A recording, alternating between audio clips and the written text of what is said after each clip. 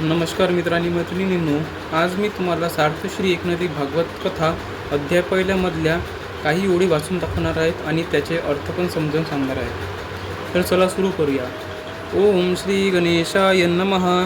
आता वंदू कुळदेवता, जे एका एकी एकनाथा, ते एकी वाचून सर्वथा, आणि कथा करूने दी, एक रूप दाविले मनी, तव एकची दिसे जनी, एकची कानी वंदनी, एकपणी एक वीरा, ते शिवशक्ती रूपे दोनी, नेऊन मिरवे एकपणी, एकपणे जाली गुरविनी, प्रवसे एकपणी एक वीरा, ते एक रूपे एक वीरा, प्रवसली बोध फर्शधरा, जयाचा कादरारा, महावीरा अभिमानिया, तेने उपजोनी निवटली माया, आज्ञा पाळुनी सुख दे पितया, मनोनी जो जाहला विजया, लवलायान दिग्मंडळी, जो वासना सहस्त्रबाहो,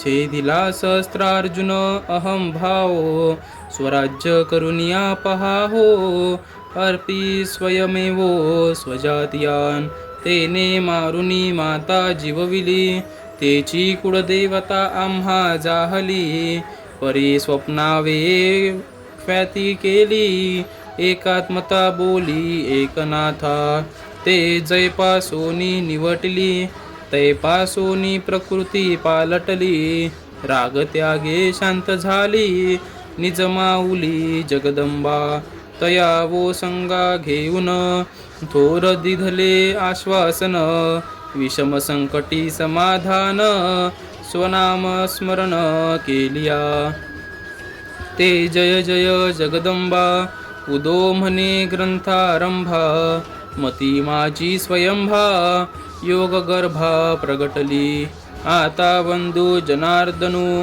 जो भवगज पंचाननू, जनी विजनी समानू, सदा संपूर्णू समत्वे, ज्याचे नि कृपा पांगे, देही न देखती देहांगे, संसार टवाळ वेंगे, केले वाऊगे भवस्वप्न, जयाचे नि कृपा कटाक्षे, अलक्ष लक्षे विन लक्षे, साक्षी विसरली साक्षे, निज पक्षे गुरुत्वे, तेने जीवे विन जीवविले, मृत्युविन मरणची मारिले, दृष्टी घेऊनी दाखविले, देखणे केले सर्वांग, देही देह विदेह केले, शेखी विदेहपण तेही नेले, नेले पणही हारपले, उरी उरले उर्वरित, अभावो भावेशी गेला, संदेह निसंदेहेशी निमाला,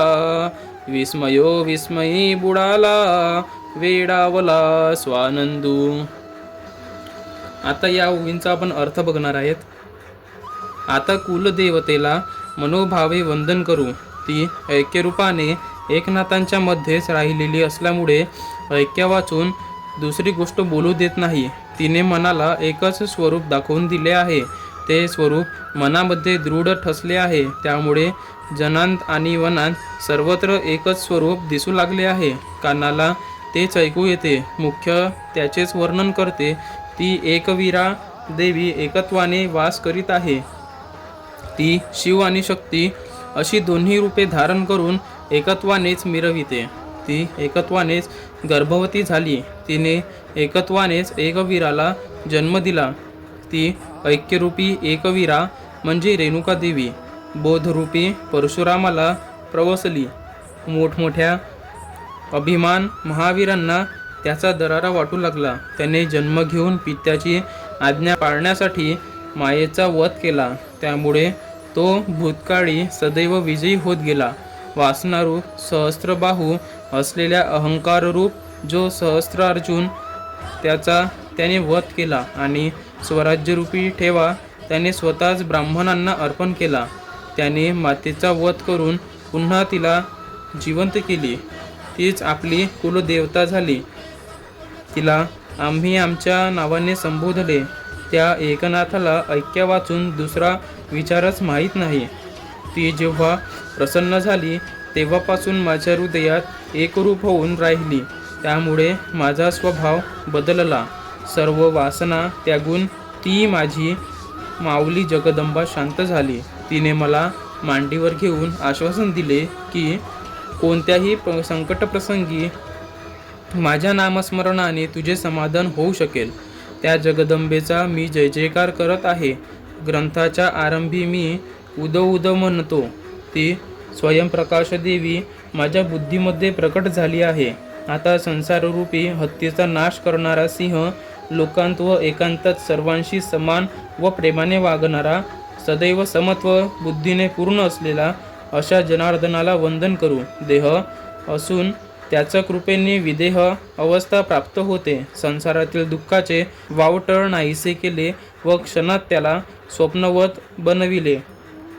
ज्याच्या कृपेने दृष्टी वाचून अदृष्ट दिसते, अलक्ष्य वस्तू लक्ष वाचून दिसते व आपल्या महात्म्याने साक्ष वस्तूंना विसरतो. ज्यांची जीवा वाचून जिवंत ठेवले आणि मृत्यू वाचून मरणाला मारून टाकले, दृष्टी काढून घेऊन दाखविले, सर्वांगाला देखणे केले, देहामध्येच देहाला विदेही करून टाकले व शेवटी ते विदेहपणही नेले. अखेरीस ते नेतेपणही नाहीसे केले व अबाधित तत्व शिल्लक राहिले. अभाव भावात लीन झाला. संशय निसंशयात लोपला. आश्चर्य आश्चर्यात बुडाले. स्वानंद वेडा होऊन गेला. धन्यवाद. माझ्याकडून जर काही शब्दांमध्ये किंवा माझ्या बोलण्यामध्ये जर चूक झाली असेल तर मला माफ करा. धन्यवाद.